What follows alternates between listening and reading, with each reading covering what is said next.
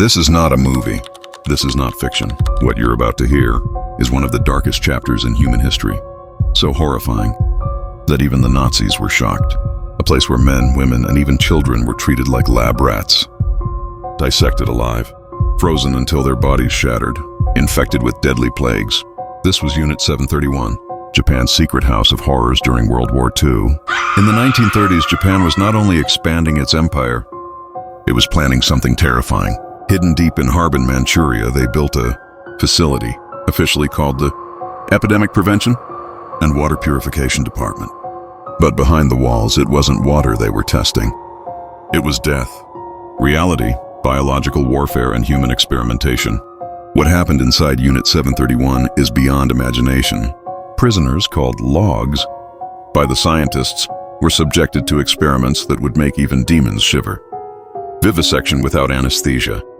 Victims cut open alive to study organs. Prisoners' arms frozen, then smashed with hammers. Fleas infected with bubonic plague released on villages. Grenades and flamethrowers tested on living humans. They didn't care who you were. Men, women, pregnant, mothers, children, all were test subjects. Some were deliberately infected with syphilis. Some had their lungs removed. Some were burned alive to study the effects of heat. Thousands of people died inside Unit 731, but that wasn't enough. The Japanese army actually spread plague, anthrax and cholera across Chinese villages, killing hundreds of thousands more. This wasn't science. This was genocide. But here's the real horror.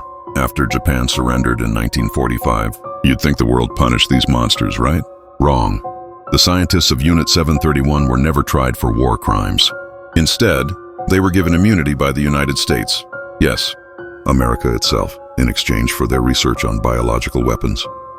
The victims got silence, the killers got protection, and the world tried to bury the truth. For decades, Unit 731 remained a dark secret. Survivors' voices were silenced, documents destroyed, but whispers spread, and slowly, the world learned about this nightmare. Today, historians call it one of the greatest crimes in human history. Yet most people have never even heard of it. So now you know, Unit 731 was not a movie. It was real. A living hell built by humans, not monsters. And maybe the scariest part is not what they did, but how the world let them get away with it.